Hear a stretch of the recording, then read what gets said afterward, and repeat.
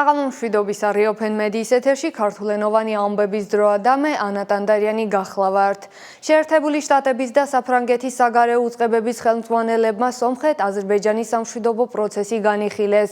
შეერთებული შტატების სახელმწიფო მდივანმა მარკო რუბიომ და საფრანგეთის საგარეო საქმეთა მინისტრმა ჟან ნოელ ბარომ სომხეთ აზერბაიჯანის სამშვიდობო პროცესი განიხილეს. ეს სატელეფონო საუბარი იმართება მედიაში გავრცელებული ინფორმაციის ფონზე, რომლის თანახმადაც 8 აგვისტოს თეთრსახში შესაძლოა დონალდ ტრამპმა ნიკოლ ფაშინიანისა და ილჰამ ალიევის უმასპინძლოს. სახელმწიფო დეპარტამენტის ცნობით რუბიომ და ბარომ ასევე განიხილეს ირანის ბირთვული პროგრამა, ვითარება ღაზაში, რუსეთ-უკრაინის ომი და სუდანის კონფლიქტი. მედიაში გავრცელებული ინფორმაციით ვაშინგტონში დაგეგმილი შეხვედრაზე სომხეთისა და აზერბაიჯანის ლიდერებმა შესაძლოა მშვიდობის დამყარების შესახებ განაცხადონ. ოფიციალური ერევანი ამ დროისთვის ამ ინფორმაციას არც ადასტურებს და არც უარყოფს. აზერბაიჯანმა სიუნიქში სამოქალაქო ტექნიკას ცეცხლი გაუხსნა, აცხადებს სომხეთის თავდაცვის სამინისტრო. სამინისტროს ინფორმაციით აზერბაიჯანის შეიარაღებულმა ძალებმა სიუნიქის პროვინციაში სამოქალაქო ტექნიკის მიმართულებით ცეცხლი გახსნეს. უწყების განცხადებით ინციდენტი 4 აგვისტოს მოხდა სოფელ ვერინშენის მახლობლად, სადაც ექსკავატორი პოზიცია შორის გზების მშენებლობაზე მუშაობდა. თავდაცვის შედეგად არავინ დაშავებულა. სომხეთის თავდაცვის სამინისტროს უწოდებს აზერბაიჯანულ მხარეს გამოიძიოს მომხდარი და გააკეთოს საჯარო განმარტება. სომხეთსა და ირანის წარმომადგენლებმა თურქმენეთში რეგიონული პროექტები განიხილეს. თურქმენეთში ზღვაზე გასასვლელის არ მქონე ქვეყნების კონფერენციის ფარგლებში სომხეთის პრეზიდენტი ვაჰაგან ხაჩატურიანი ირანის ვიცე-პრეზიდენტ მოჰამედ რეზა არებს შეხვდა. მხარეებმა განიხილეს ორმხრივი თანამშრომლობის გაფართოების პერსპექტივები ეკონომიკის, ენერგეტიკის, ინფრასტრუქტურების და მაღალი ტექნოლოგიების სფეროში. სომხეთის პრეზიდენტმა მაღალი შეფასება მისცა ირანული კომპანიის მიერ ჩრდილოეთ სამხრეთის საგზაო დერეფნის მეგრი ქაჯარანის მონაკვეთზე მიმდინარე სამუშაოებს. შეხვედრაზე ასევე ისაუბრეს რეგიონულ უსაფრთხოებაზე და ხაზი გაუსვეს, რომ კეთილმეზობლობა და ურთიერთპატივისცემა რეგიონის სტაბილურობის მთავარი საფუძველია.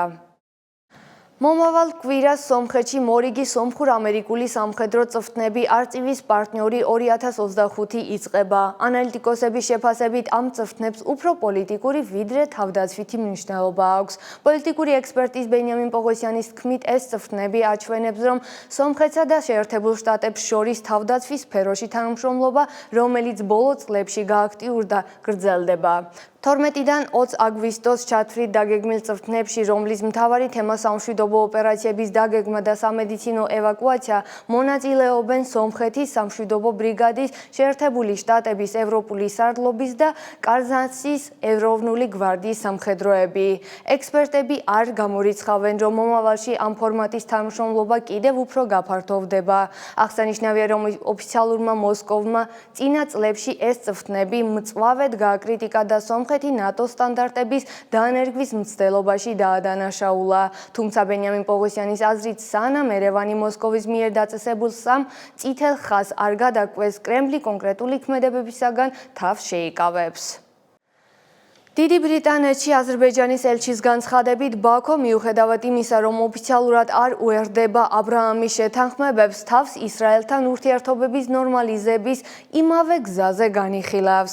ანალიტიკოსების შეფასებით, ეს შეთანხმებები, რომლებიც შეერთებული შტატების შუამავლობით ფორმდება, მონაწილე ქვეყნებისათვის პოლიტიკური და ეკონომიკური სარგებლის მომტანია. დეტალები დავით გენჯოიანის რეპორტაჟში. აზერბაიჯანი მიუხედავად იმისა, რომ ოფიციალურად არ უერთდება აბრაამის შეთანხმებებს, თავს ისრაელთან ურთიერთობების ნორმალიზების იმავე გზაზე განიხილავს. ამის შესახებ როიტერსის ცნობით, დიდ ბრიტანეთში აზერბაიჯანის ელჩმა განაცხადა და ხაზი გაუსვა ისრაელთან სტრატეგიული პარტნიორობის გაღრმავებას. ნიშნულოვანია აღნიშნოს ის გარემოებაც, რომ ასეთ შეთანხმებებში გაწევრიანება მხოლოდ კეთილინების გამოხატვა არ არის. ჩემი სიტყვების ნათელი დასტური შეიძლება იყოს ის, რომ 2020 წელს მაროკოს გაწევრიანების საპასუხოდ აშშ აღიარებს ამ უკანასკნელის ხელისუფლებას დასავლეთ საჰარის პრობლემურ ტერიტორიაზე, ხოლო სუდანის შემთხვევაში 2021 წლის გაწევრიანების შემდეგ აშშ სუდანს ტერორიზმის მხარდამჭერი ქვეყნების სიიდან იღებს და ფინანსურ დახმარებას უწევს მსოფლიო ბანკის წინაშე არსებული ვალების დასაფარად. ამ ყველაფრიდან შეიძლება დავასკვნათ, რომ აშშ იყენებს როგორც პოლიტიკურ, ისე ეკონომიკურ ფაქტორებს. ცდილობს რა ამ ისტორიული საუკუნეების სიღრმიდან მომდინარე პრობლემას გარკვეული გადაწყვეტა მისცეს. აბრაამის შეთანხმებებში გაწევრიანებული ქვეყნები პალესტინის საკითხის მოგვარების მხარდაჭერის გარდა, ასევე საკუთარი პოლიტიკური და ეკონომიკური ინტერესებით ხელმძღვანელობენ. სპეციალისტები სწორედ ამით ხსნიან სხვა ქვეყნების გაწევრიანების შესახებ საუბრებს. ყველა სახელმწიფოს ბუნებრივია აქვს როგორც პოლიტიკური, ისე ეკონომიკური ინტერესი. ამ შეთანხმებაში გაწევრიანება მხოლოდ კეთილინების გამოხატვა არ არის. არაბული ქვეყნების ნაწილში შემიძლია ვთქვა, რომ შეერთებული შტატები მუდმივად ცდილობდა ამ შეთანხმებების ფარგლებში ჩაერთოს საუდის არაბეთი, ხოლო უკვე 2025 წლისთვის სირიაც.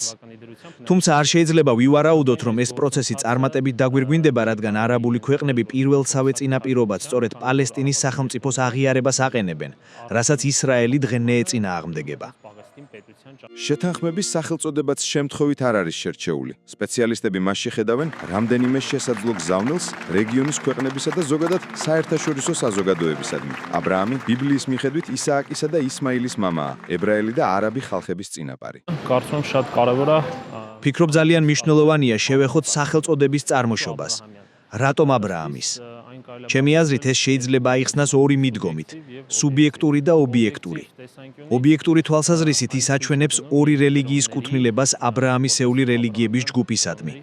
ხოლო სუბიექტური თვალსაზრისით ეს შეიძლება აიხსნას შემდეგნაირად, რადგან სიმბოლურ დონეზე მცდელობაა აღინიშნოს შეთანხმების მხარეების საერთო მაგიდასთან დაჯდომის მნიშვნელობა და აუცილებლობა. აბრაამის შეთანხმებები მიუხედავად იმისა, რომ წარმოდგენილია როგორც მშვიდობისა და თანამშრომლობის ინსტრუმენტი, ძირითადად მონაწილე ქვეყნების ვიწრო ინტერესებს ემსახურება. აზერბაიჯანის არაოფიციალური, მაგრამ ფაქტობრივი სტრატეგიული დაახლოება ისრაელთან აჩვენებს, რომ ამ პროცესებს ხშირად გეოპოლიტიკური ინტერესები წარმართავს და არა საყოველთაო მშვიდობისკენ სწრაფვა. პალესტინის საკითხის გარშემო არსებული დაძაბულობა და შეთანხმებების შესრულების შერჩევითი ხასიათი ეჭქვეშ აყენებს მათ გრძელვადიან ეფექტიანობას. ევროპასა და სამხრეთ კავკასიაში ანომალური სიცხის ტალღა ფიქსირდება. პორტუგალიაში ტყის ხანძრების მაღალი რისკის გამო საგანგებო მდგომარეობა გამოცხადდა. ქვეყანაში ტემპერატურა 44 გრადუს აღწევს. სომხეთში ტემპერატურა 42 გრადუს აღწევს. ჰიდრომეტეოროლოგიური ცენტრის პროგნოზით ცხელი ამინდი 9 აგვისტომდე შენარჩუნდება. 10-დან 11 აგვისტოს კი ტემპერატურის 3-დან 4 გრადუსით კლებაა მოსალოდნელი. პორტუგალიის კონტინენტურ ნაწილში ტყის ხანძრების მაღალი რისკის გამო საგანგებო მდგომარეობა გამოცხადდა. ქვეყანაში ძლიერი სიცხე დაფიქსირდა. ჰაერის ტემპერატურა 44 გრადუსამდე მიაღწევს.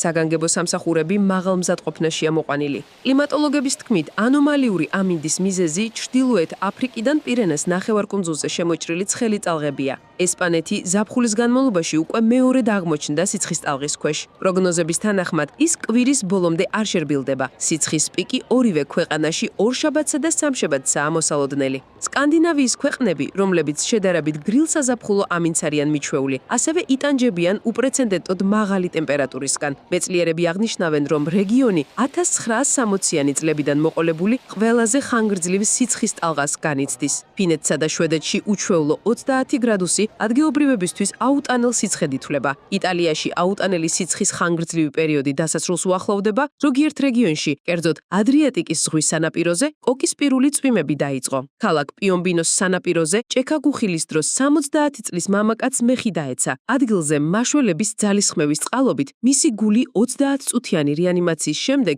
კვლავ ამუშავდა.